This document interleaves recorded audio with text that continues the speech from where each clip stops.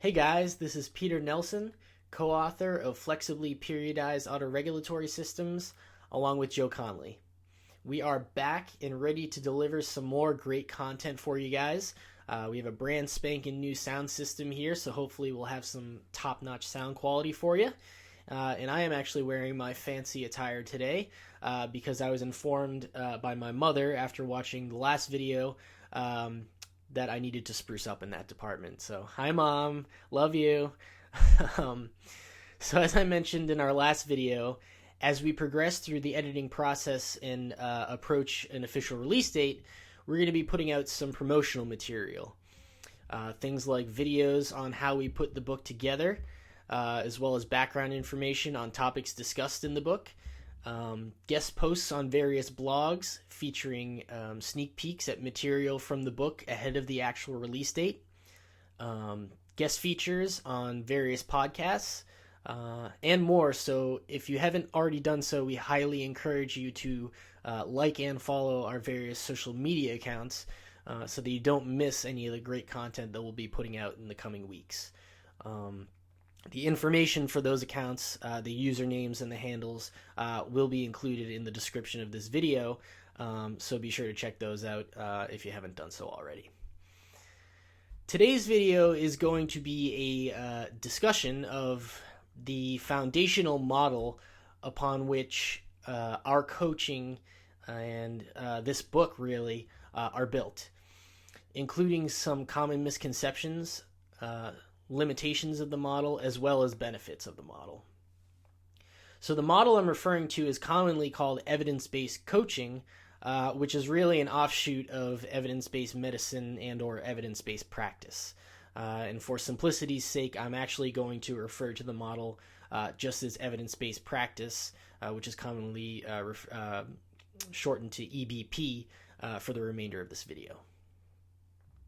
So evidence-based practice was initially intended to sort of shift the popular model of coaching away from belief-based practice, which entails basing your coaching and programming philosophies on things like personal experience, anecdotal evidence, and expert opinion.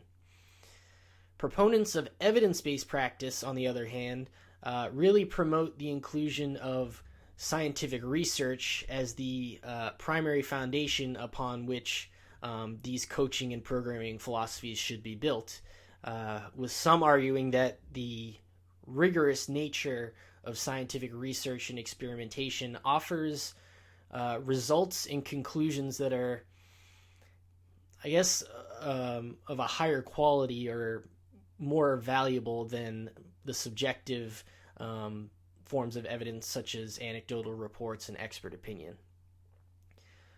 While the inclusion of scientific research in the process of forming these coaching and programming philosophies is obviously not without merit, the evidence-based practice movement has unfortunately taken on some extremist positions, really not unlike those held by staunch proponents of belief-based practice, with some even adopting the view that scientific research is the holy grail of evidence, so to speak, and should be considered to trump all other forms of evidence.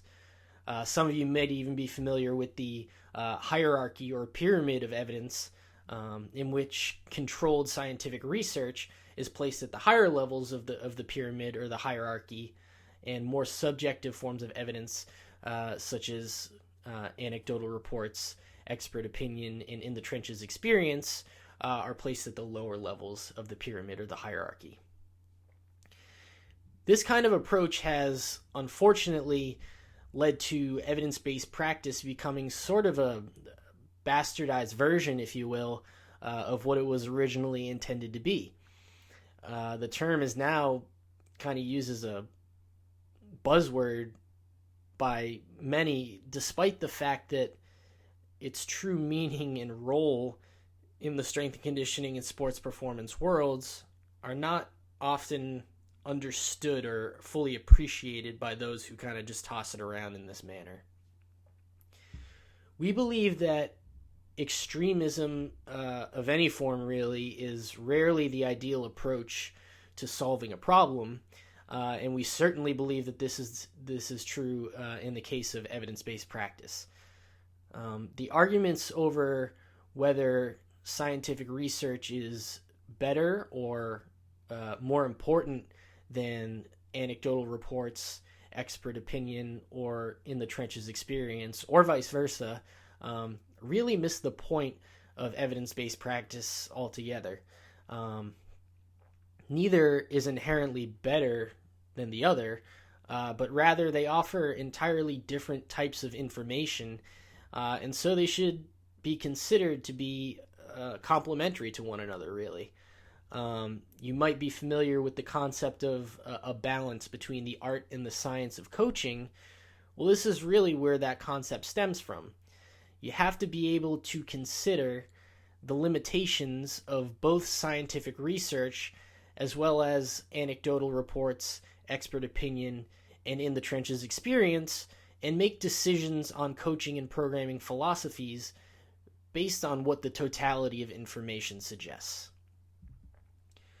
So, what are these limitations of these different forms of evidence that we need to consider?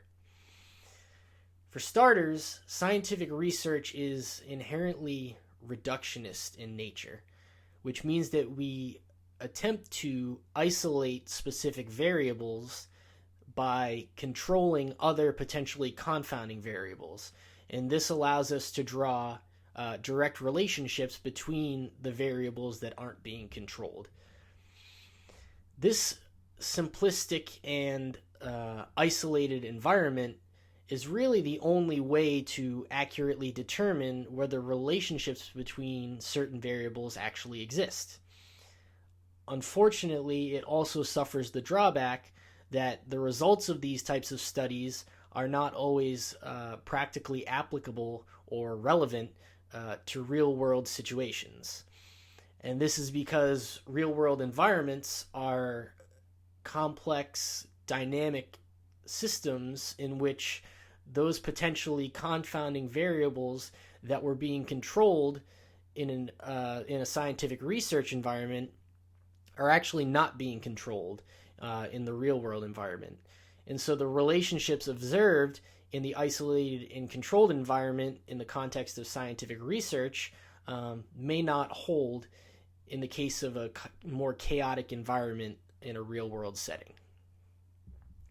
In addition to this issue of practical applicability or relevance, or lack thereof, scientific research also has a few other limitations. Specific issues with study design, which are typically due to logistical or financial constraints, sometimes impair our ability to draw conclusions about the relationships between certain variables with a high degree of certainty, even with our best attempts to isolate these variables by controlling for other potentially confounding variables.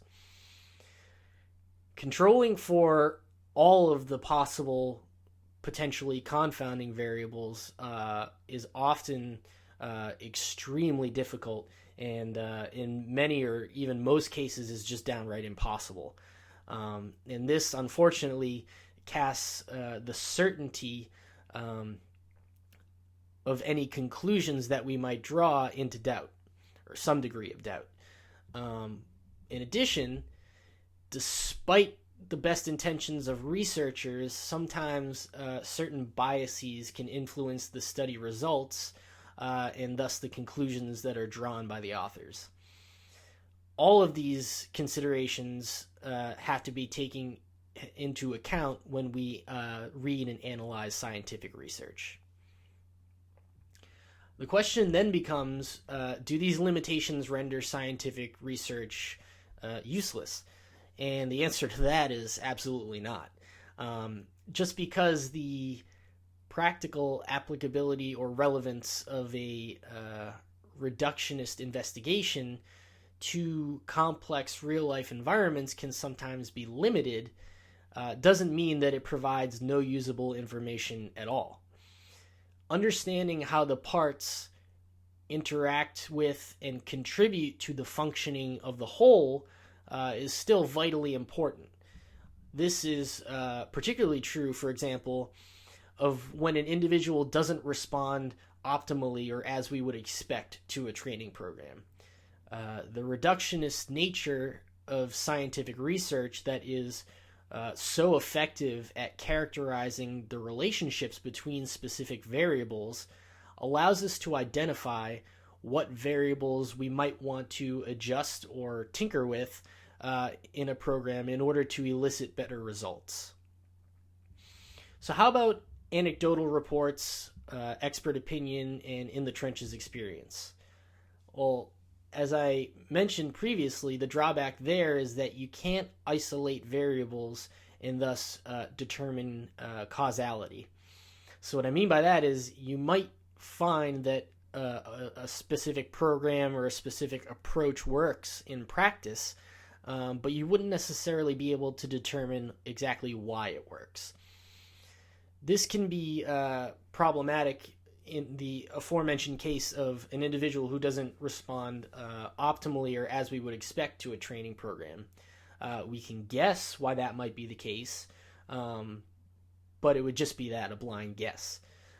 Scientific research, on the other hand, can effectively identify which variables are worth playing with or adjusting in order to, like I said, elicit better results. On the other hand, anecdotal reports, expert opinion, and in-the-trenches experience do offer the benefit of being able to determine what actually works in a real-life, complex, dynamic setting, which is ultimately what a coach or a sports performance professional really cares about. So hopefully you can now see that scientific research shouldn't be considered inherently better than anecdotal reports, expert opinion, and in-the-trenches experience, or vice versa. The two are really complementary of each other, and true evidence-based practice integrates them both in order to guide decision-making in the most informed manner possible. So this is the exact approach that we've taken with flexibly periodized autoregulatory systems.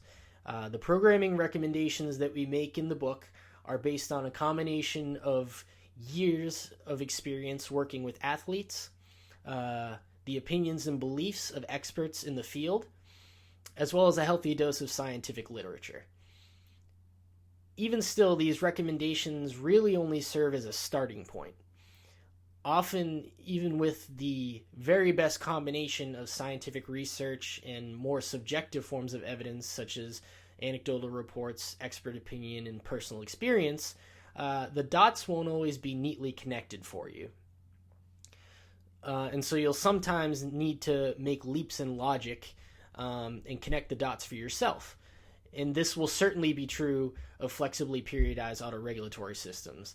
It'll serve as a best practice set of guidelines, but ultimately you'll have to tweak things based on your specific needs, logistical situation, and progress. So you don't need to worry about that, because fortunately we'll actually give you tools in the book, not a comprehensive set of tools, but a couple of tools with which you can assess these factors and actually make those adjustments on your own as you progress through your training program or your athlete's training program. So in summary, we believe that the contemporary meaning of evidence-based practice has become somewhat twisted from its original intention, which was to encourage a healthy balance between the use of scientific research, anecdotal reports, expert opinion, and in-the-trenches experience for developing coaching and programming philosophies. Doug Kechijian from Resilient Performance Physical Therapy actually has a couple articles on evidence-based practice that have really greatly influenced our own views on evidence-based practice. And I'll actually link those articles in the description of this video, because we highly recommend that you check those out. They're great reads and really informative. In one of those articles, Doug points out that the term evidence-based practice is really rhetorical. Of course, we wouldn't advocate for something that wasn't evidence-based. No one would, even proponents of belief-based practice. And often the term evidence-based practice, Doug also points out, is used by those who champion the use of scientific research as kind of a tool to just beat the heads of those who are less inclined to use scientific research or who are just less educated. And this really doesn't offer much in the way of constructive recommendation or criticism or feedback. To a great degree, he's right. Perhaps we need a better term for the approach that we're advocating here. Ideally, we'd just call it coaching instead of evidence-based coaching. And this would be especially true if this approach became common practice. Unfortunately, until more of a balance is achieved across the industry, we'll have to stick with advocating for what we believe is true evidence-based practice, which is integrating scientific research, anecdotal evidence, expert opinion, and in-the-trenches experience in order to inform decision-making in the formation of coaching and programming philosophies as effectively as possible. This is the approach that we use in our coaching. It's the approach we used in designing flexibly periodized autoregulatory systems, and it's the approach that we hope that you'll consider adopting if you haven't done so already. Reading and analyzing scientific research is a skill. Much like reading and understanding your athletes is a skill, and you need people who can do both. Either one person who is competent in both areas or multiple people who excel in individual areas in order to create a well-rounded and comprehensive training staff. So I hope you enjoyed this discussion. If you have any questions, comments, feedback, we'd love to hear it. So please leave that in the comments and we'll do our best to respond as promptly as possible. As I mentioned earlier, we'll be doing more of these videos and other forms of promotional material as we approach the official release date of the book. And so be sure to like and follow our social media accounts so that you don't miss any of that. Again, the usernames and handles for those accounts will be in the description of this video. Thanks, guys.